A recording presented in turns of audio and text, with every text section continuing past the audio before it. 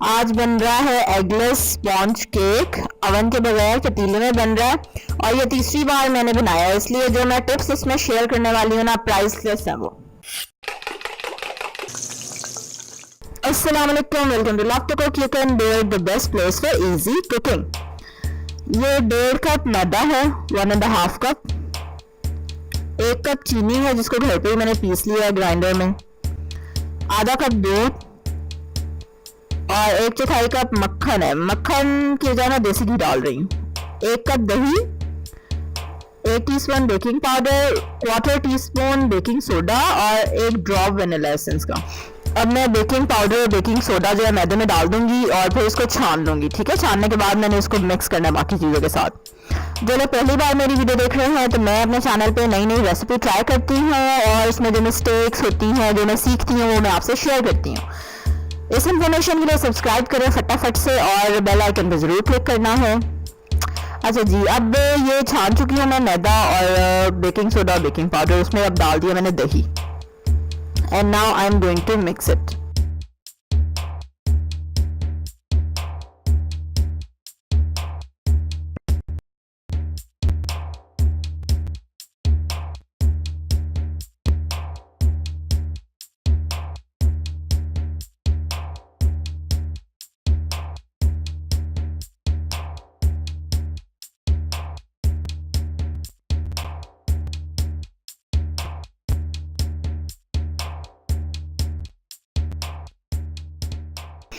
अब इसमें डालेंगे चीनी,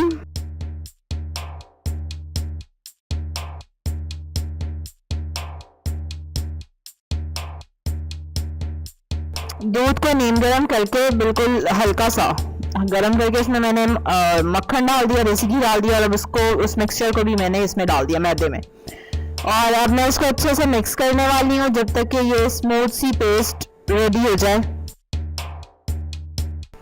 एक टिन लिया, उसके अंदर ऑयल लगाया, फिर उसके अंदर मैदा छिड़क दिया और इस तरह से इसको तैयार कर लिया। अब इसमें जो बैटर मैंने बनाया था वो डाल दिया सारा।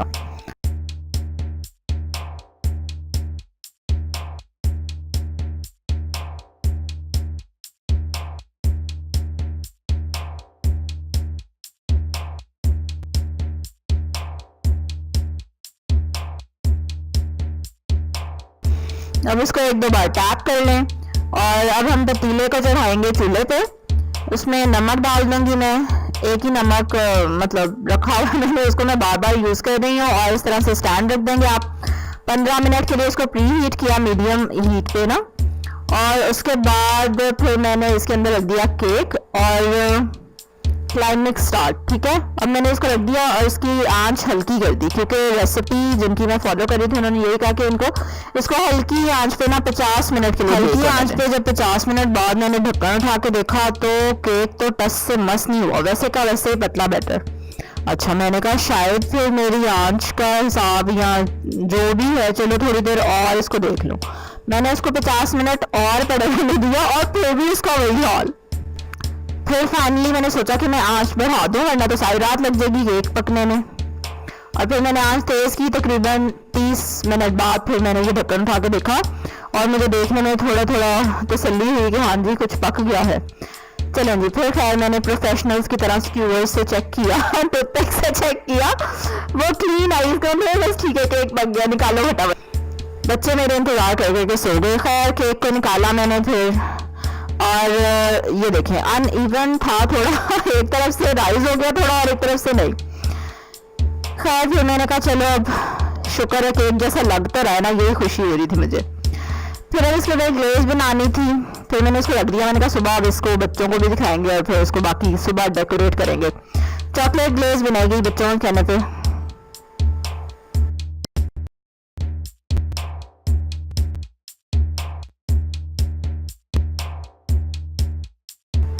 2 टेबलस्पून कैस्टर शुगर थी, चीनी घर पे पिसी हुई है, उसमें 2 टेबलस्पून ही मैंने कोको पाउडर डाला।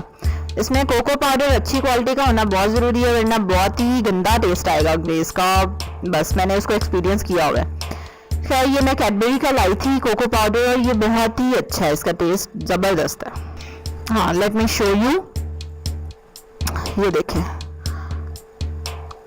चलें जी, अब हम इसमें डालने वाले हैं मक्खन। 1 टेबल स्पून तक मक्खन डाल लेंगे।